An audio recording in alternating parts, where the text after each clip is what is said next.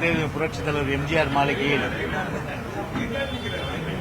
அனைத்து இந்திய அண்ணா திராவிட முன்னேற்ற கழகத்துடைய மாவட்ட கழக செயலாளருடைய ஆலோசனை கூட்டம், கழகத்தினுடைய பொதுச் செயலாளர் அண்ணன் எடப்பாடியார் அவர்கள் பல்வேறு ஆலோசனைகள் வழங்கியிருக்கின்றார்கள்.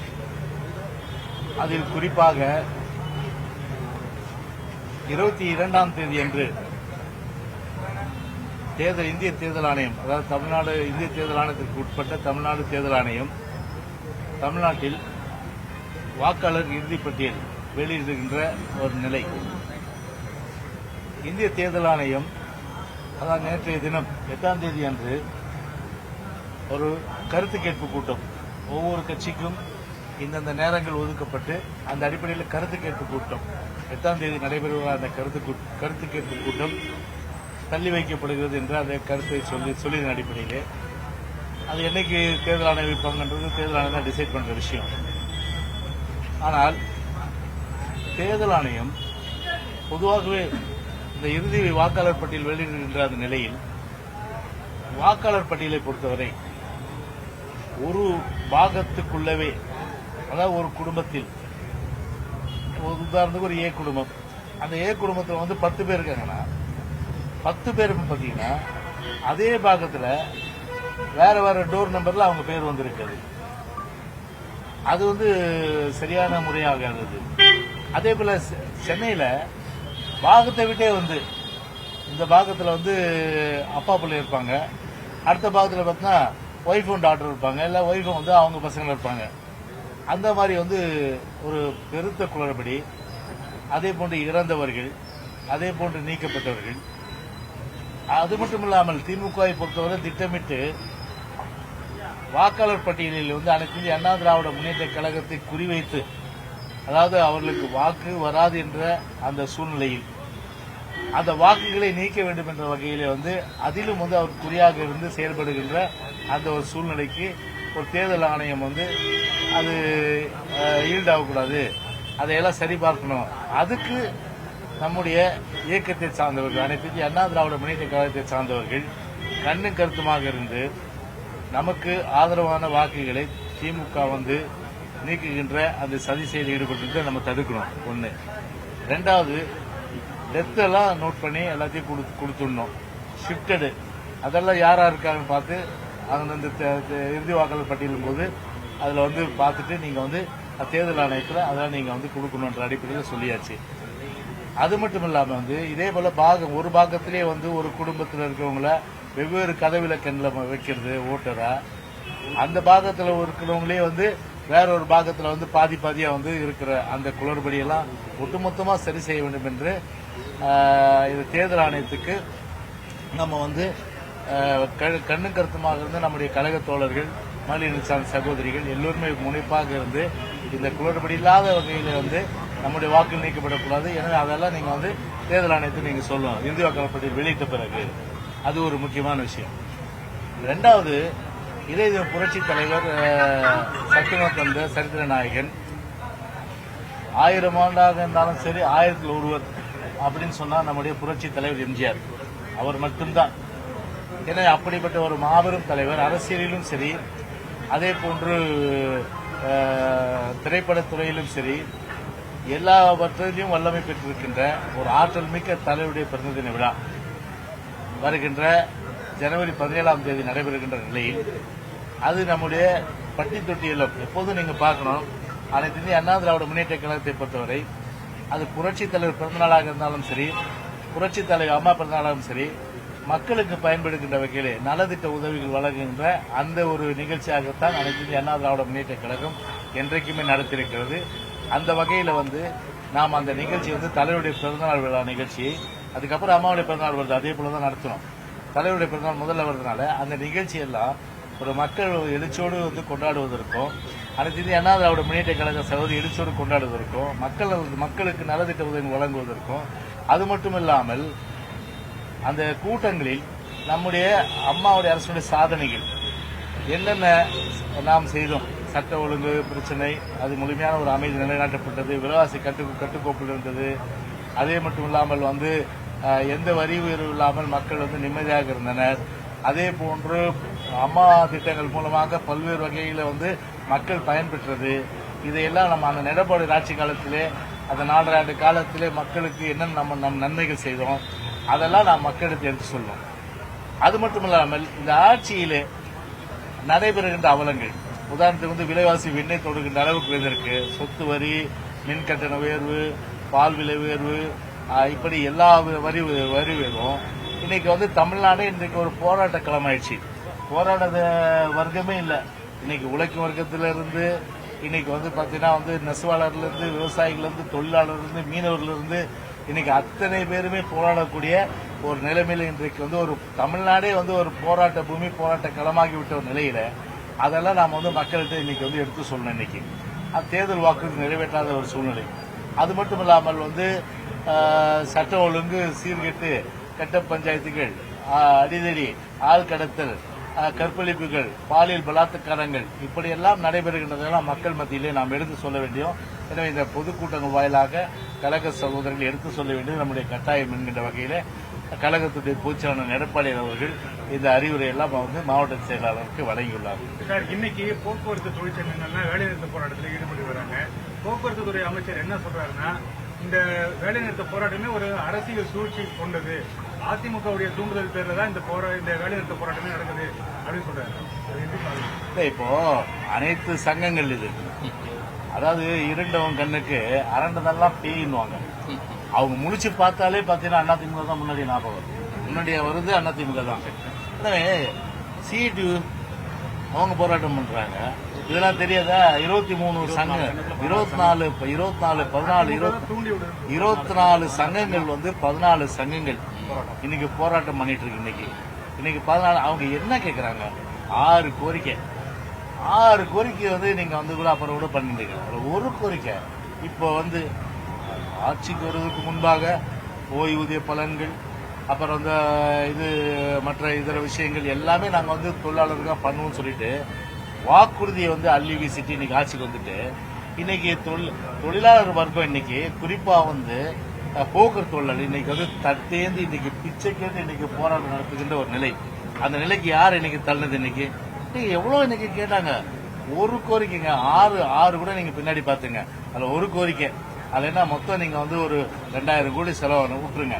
ஒரு 70 கோடி உங்க அப்பாவுக்கு செலவிக்கிறதுக்கு பணம் வருது, உங்க அப்பா பேர் அங்கங்க வைக்கணும்னு பணம் வருது, பேனா சிலைக்கு ஒரு 81 கோடி ரூபாய் வைக்க பணம் வருது, கார் ரேஸுக்குன்னு செலவு பண்ணி கட்சியில் அது வந்து கண்டமாயி போச்சது.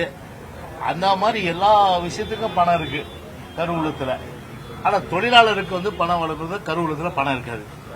ஆனா ஒரு குடும்பத்தினுடைய கருவூலம் மட்டும் இன்னைக்கு ஏறிட்டு இருக்கு.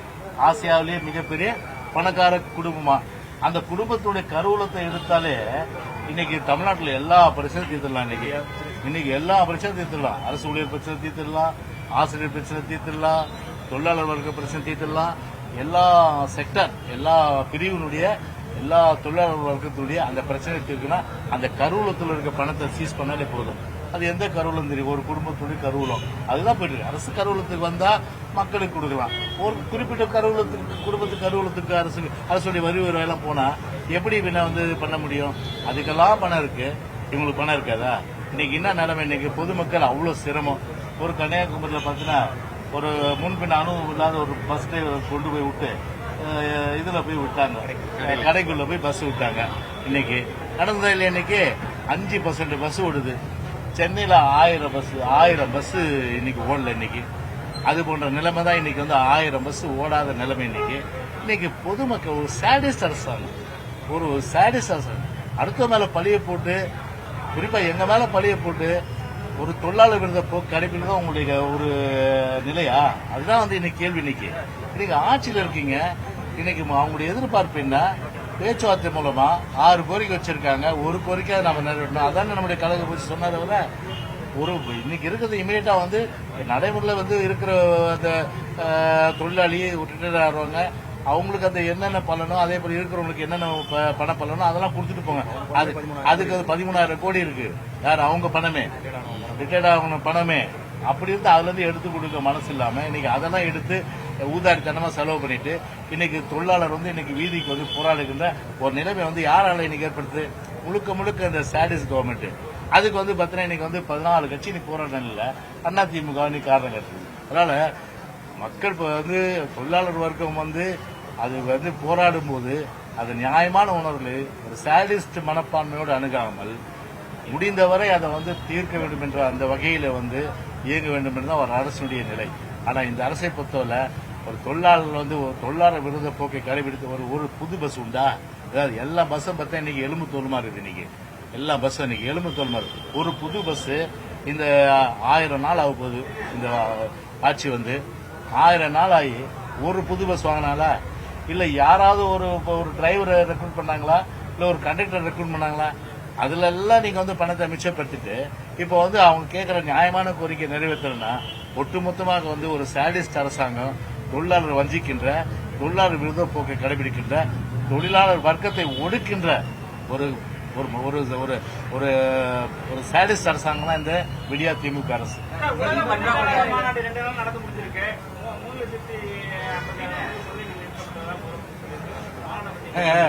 ஏன்பா ஒரு அம்மாவுடைய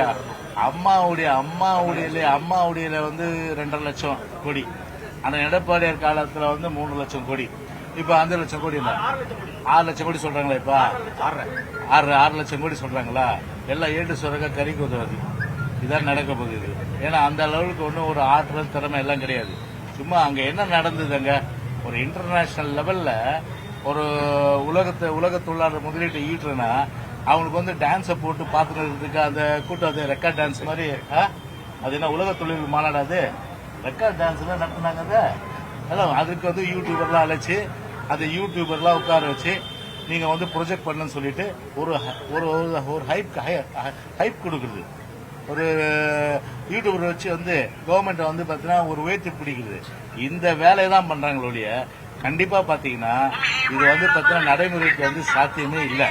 அதனால வந்து பாப்போம். இப்ப வந்து சொல்லியிருக்காங்கல்ல, அது ஏட்டு சுரங்க கறிக்கு உதவுதா இல்ல கறிக்கு உதவுதான் சொல்லிட்டா எப்படி இருந்தாலும் அந்த நரியினுடைய சாயம் வெளுத்து போக போது அது கண்டிப்பா வெளுத்து போகும்போது நாட்டு மக்களுக்கு உண்மை தெரியும். அப்ப என்ன கேளுங்க. இதை அதிமுக ஆட்சியில் நடத்தப்பட்ட உலக முதலீட்டாளர் மாநாடு எல்லாம் தேர்தல் ஆதாயத்துக்காக நடத்தப்பட்ட மாநாடு ஸ்டாலினும் சரி அப்போதைய முதலமைச்சர் கருணாநிதி சொல்லியிருந்தாரு.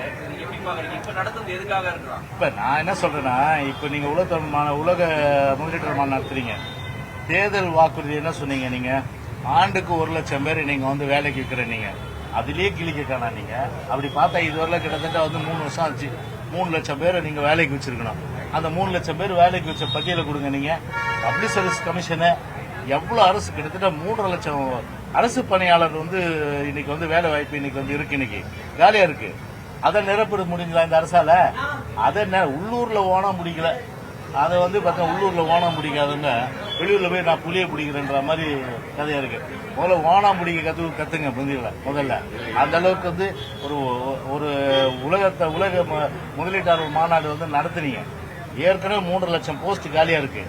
அதை ஃபில்அப் பண்ணாம மொத்தத்துல வந்து சம்மப் பண்ணி கொடுக்கறது 5 லட்சம் பேருக்கு நாங்க வந்து வேலை வாய்ப்பு கொடுப்பேன்னு சொல்லிட்டு எவ்வளவு 5 லட்சம் பேர் 27 லட்சம் பேருக்கு வேலை வாய்ப்பு. எல்லாம் சீனி சக்கரை சித்தப்பா சக்கரைன்னு இனிக்குதப்பா. இந்த கதை இதுதான் வந்து ஆக்சுவலா வந்து நான் சொல்ல வராது. அதனால பப்ளிக் சர்வீஸ் கமிஷன் இன்னைக்கு வந்து தேர்வர்கள் இதை எழுதிட்டு அவங்க கெஞ்சுறாங்க, ஏத்தி விடுங்க அவ்வளவு காலி இருக்கிற. அதை செவி சாய்க்க முடியல. அதை செவி சாய்க்காம 27 லட்சம் பேர் நாங்க எம்ப்ளாய் பண்றோம் அப்படின்னா எல்லாம் நடக்காத காரியம். இதெல்லாம் வந்து பாத்தீங்கன்னா யூடியூபர் வச்சு சில மீடியாவில் வச்சு ஒரு இளைஞர்களை வந்து ஏமாத்துற ஒரு மோசடி பேரொழி தான் இவங்க.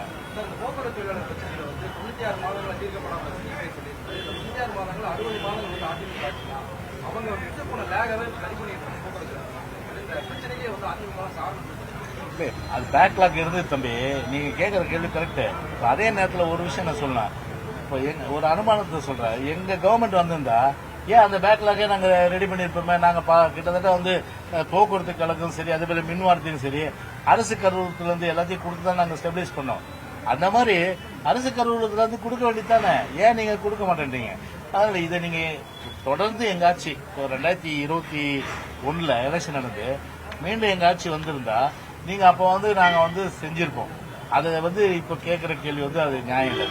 அப்போ நாங்க செய்யலன்னா 2 வருஷம் நீங்க சொன்னீங்க 2 வருஷம் ஆயிடுச்சுங்க, 3 வருஷம் ஆயிடுச்சுங்க உங்க ஆட்சி வந்து இப்போ நீங்க செய்யலன்னு சொல்லலாம். ஆனா நாங்க வந்து கண்டிப்பா செஞ்சிருப்போம். நாங்க புரியுதுங்களா, அது பேக்லாக் இருந்தது. ஆனா அதை ஏன் காரணம் சரி அப்படியே விடுங்க. அவங்க என்ன கேக்குறாங்க அதெல்லாம் விடுங்க, அப்புறம் கூட நீங்க வந்து நிதி நிலைமை சீரானா கொடுங்கன்னு சொல்றாங்க. அவங்க கேட்கறது என்ன 70 கோடி கேட்கறாங்க.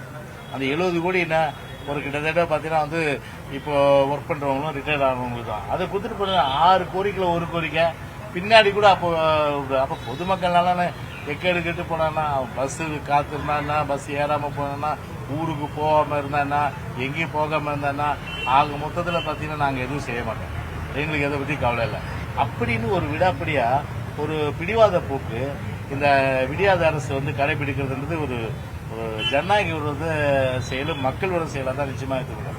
அதனால தொழிலாளர்கள் இப்போ கூட டைம் இருக்கு. இப்போ பாருங்க பொங்கலுக்கு இப்போ பாத்தீங்கன்னா தமிழ்நாடு ஃபுல்லா ஒரு 10% தான் பஸ் ஓடுது.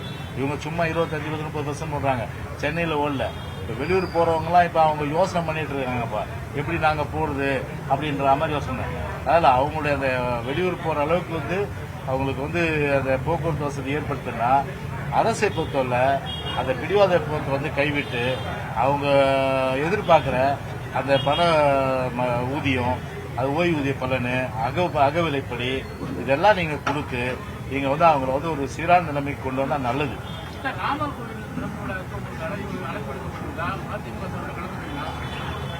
அது கட்சி எடுக்க வேண்டிய முடியாது. அதனால அது நான் இங்க சொல்ல முடியாது. இப்ப அழைப்பு கொடுத்துருக்காங்க. அதனால வந்து கட்சி பேப்பர் படிக்கிறது நீங்க அழைப்பெல்லாம் கொடுத்துருக்காங்க. கட்சி எடுக்க வேண்டிய முடியாது.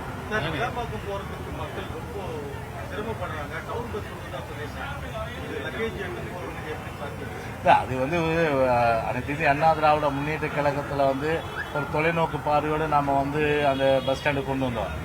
அதை டிசைனே மாத்திட்டாங்க. பாத்தீங்கன்னா நீங்க மேல எங்க பார்த்தாலும் வந்து அவங்க அப்பா மூஞ்சி இருக்கணும், எங்க பார்த்தாலும் வந்து அவங்க அப்பாவுடைய சிலை இருக்கணும். இதெல்லாம் தமிழ்நாட்டுடைய தலையெழுத்தா கேக்குறாங்க. தமிழ்நாட்டுடைய தலையெழுத்தா இது பாக்கணும்னு.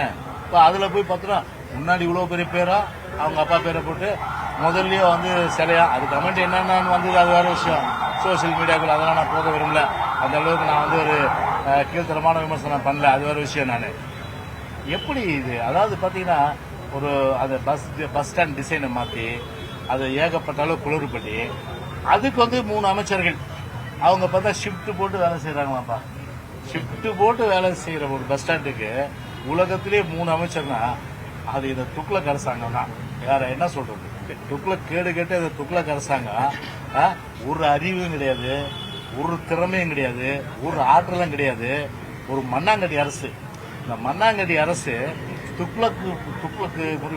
துக்ளக் அரசாங்கம் மாதிரி அதுக்கு வந்து 3 ஷிப்டை போட்டு வேலை செய்யறாங்கன்னா மக்கள் எவ்வளவு கஷ்டப்படுறாங்க. நீங்க என்ன விளாம்பாக்கம் திறக்கிறேன்னா அவசர கோல் திறக்கிறீங்க, ஏன் முன்கூட்டியே சொல்லிடக்கூடாது? முன்கூட்டியே சொல்லியிருந்தா அதுக்கு ஏற்பாடு பண்ணியிருப்பாங்க இல்லையா? அவ்வளவு பேசஞ்சர்ஸை வந்து பயணிகள் வந்து அவ்வளவு சித்திரவதை பண்ணி எவ்வளவு அளவுக்கு பார்த்தீங்கன்னா வந்து யூடியூப்லயும் அதே போல வந்து ஊடகங்கள்லயும் வந்து எவ்வளவு வந்து ஆக்சுவலா வந்து பார்த்தீங்கன்னா வந்து விமர்சனம் வந்தது. செவிடங்காதுல சங்கு ஊதுற மாதிரி ஊதியாச்சு. கேக்குதா? அது அதை பத்தி எதை பத்தி கவலைப்படுறது இல்லை. நீ எவ்வளவு வேணாலும் திட்டு, எவ்வளவு வேணாலும் இயேசு, எல்லாத்தையும் தொடச்சி போட்டு போறன்ற ஒரு அரசாங்கம் இப்படி இருந்தா என்ன நாட்டுல இதான் நடக்குது? மக்களுக்கு பெரிய கஷ்டம் இருக்கு.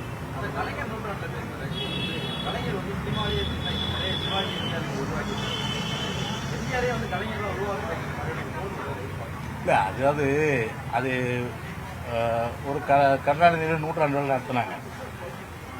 இதே தலைவர் நூற்றாண்டு விழா வந்து நம்முடைய அண்ணன் எடப்பாடியார் வந்து ஒவ்வொரு மாவட்டத்திலுக்கும் போய் நடத்தினாரு. எப்படி இருந்தது? எழுச்சியா இருந்தது. ஒரு விழா அதுவும் பாத்தீங்கன்னா வந்து பல பேருடைய சாபம். அது என்னாச்சுன்னு தெரியல. அது தள்ளி தள்ளி போய் ஒரு வழியா வந்து கிண்டி ரேஸ் கோர்ஸ் நடத்தினாங்க. அங்க பார்த்தா அப்படியே வங்கக்கடலே திரண்டு வந்துச்சு. 50,000 சேர் மொத்தம் வங்கக்கடலே திரண்டு வந்த மாதிரி 50,000 பேர் உட்காந்துட்டாங்க. அதுல சேரை பார்த்தா 50,000 சேரை போட்டு 899 பேர் தான் அதை வந்து அட்டன் பண்ணிருக்காங்க. இதை விட வந்து ஒரு ஸ்டாலின் வந்து அவங்க அப்பாவை கேவலப்படுத்துறது உலகத்துல வேற எதுவுமே இருக்காது. வங்கப்படுத்திட்டாரு, கேவலப்படுத்திட்டாரு. ஆனா வச்சு செஞ்சாங்கப்பா. யாரு? தயாரிப்பாளர் சங்கமா நடிகர் சங்கம். அவங்களுக்கு வாழ்த்துக்கள் சொல்லி வச்சு செஞ்சாங்க. அப்படி பண்ணிட்டு நம்ம முன்னணி நடிகர்கள் யாரு, நம்முடைய அன்பு சகோதரர்கள் திரு ரஜினி, திரு கமல் ஸ்கிரிப்ட் எழுதி இவர் கொடுத்ததை படிச்சுட்டு போறாங்க. அதாவது புரட்சி தலைவரால் இது திரு கருணாநிதியால் உயர்ந்தவர் தான் புரட்சி தலைவரா? இது எப்படி இருக்குது? இது தமிழ்நாடு இருக்குமா இல்ல புரட்சி தலைவர் ரசிகர்கள் இருக்குமா? புரட்சி தலைவர் எம்ஜிஆர் அவர்கள் போட்ட பிச்சை இந்த முதலமைச்சர் நீங்க எடுத்து பாருங்க. 3 தடவை திரு கருணாநிதி தலைவர் 72 கட்சி ஆரம்பிச்ச பிறகு, அண்ணா மறைவுக்கு பிறகு கருணாநிதி முதலமைச்சராக இருக்காரு. அன்னைக்கு முதலமைச்சர் ஆக்குனதே யாரு? புரட்சி தலைவர் எம்ஜிஆர். அதுக்கு நாவலர் ஒரு பெரிய அளவுக்கு கருணாநிதியுடைய லெட்டரை படிச்சாரா இல்லையா? அது சோசியல் மீடியால வந்ததா இல்லையா? இப்ப நான் சொல்றேன், அது திருப்பி அது வைரல் ஆகும் பாருங்க. அந்த லெட்டர் எல்லாம் எடுத்து போடுங்க. அவ்வளவு அருமையா தலைவர் புகழ்ந்திருப்பாரு. என் குல கொழுந்தே, நீங்க தான் இந்த பதவிக்கே நான் வந்ததுக்கே காரணம் அப்படின்னு அவ்வளவு வாழ்த்து பார்ப்பாங்க. யார் ஒப்புதல் வாக்குமூலம் கொடுத்தது? திரு மு கருணாநிதி அன்னைக்கு ஒப்புதல் வாக்குமூலம் கொடுத்திருக்காரு. உன்னாலதாமா நான் இந்த பதவிக்கு வந்தேன்னு. அப்படி இருக்கிற ஒரு வரலாற மாத்தி பேசுறீங்க, நியாயமா இது? சரி, இன்னொரு விஷயம் எடுத்துங்க. 3 தடவை தலைவர் 72 கட்சி ஆரம்பிச்சாரு. தலைவர் திமுக இருக்கிற வரையில இவர் பதவியில இருந்தாரு. தலைவர் திமுக விட்டு வந்த பிறகு திரு மு கருணாநிதி பதவியால வர முடிஞ்சதா? அமைச்சராக முடியல, ஒரு முதலமைச்சராக முடியல.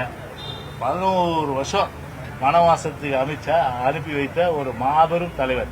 அரசியலும் சரி, ஒரு திரைப்படத்துறையிலும் சரி, ஒரு வள்ளலாக, அதே போன்று ஒரு பெரிய அளவுக்கு வெற்றி பயணமா அந்த அளவுக்கு அவர் தலைவர் ஆரம்ப காலத்தில் 1917 பிறந்து கிட்டத்தட்ட 58 பாத்தீங்கன்னா நாடோடி மன்னனுக்கு திரு மு கருணாநிதி வசனம் எழுதினது நாடோடி மன்னனுக்கு உலகத்து வாழ எத்தனை படங்கள் சொல்லலாம் எல்லாமே. அப்படி ஒரு பெரிய அளவுக்கு ஒரு பிரசித்தி பெற்ற உலக மாபெரும் தலைவர். அப்படியெல்லாம் வரலாறு மறைச்சிட்டு இந்த 2 பேர் யாரு, நடிகர் ரஜினியும் நடிகர் கமலும், அவங்களுக்கு என்ன எதிர்பார்ப்பு இருக்கிறது எங்களுக்கு தெரியாது, அது வேற விஷயம். ஆனா இந்த உண்மையை மறைச்சு சொன்னா எந்த அனைத்து இந்திய அண்ணா திராவிட முன்னேற்ற கழக தொண்டனும் ஏற்றுக்கொள்ள மாட்டாங்க.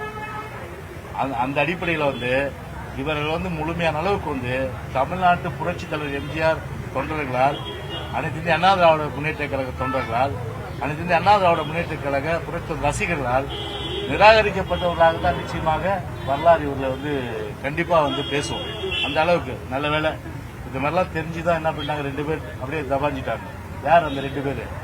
யார் அந்த 2 பேரு? முன்னணியா? விஜய், அஜித் 2 பேரும் வந்தாங்கப்பா. இந்த மாதிரி எல்லாம் ஸ்கிரிப்ட கூப்பிட்டு பேசிருப்பாங்க. நமக்கு வேணாடா சாமி, நம்ம போக வேணாம் சொல்லிட்டு போகல. கடைசியில பார்த்தா ஒட்டுமொத்தமா பிசு பிசுக்கு இல்லையா, கிட்டத்தட்ட பெரிய அளவுக்கு ஒரு பங்கமான விழா தான் அந்த விழாவா இன்னைக்கு கருணாநிதியை நோக்காங்க. 1000 ஆண்டாலும் சரி, 1000ல் ஒருவர் அப்படின்னு சொன்னா அழுத்தி சொல்றேன். 1000 ஆண்டாலும் சரி, 1000ல் ஒருவர் சொன்னா பொன்மனச்செம்மல் புரட்சி தலைவர் டாக்டர் எம்ஜிஆர் தான். வேற யாரும் வரலாறு கிடையாது. ஓகே.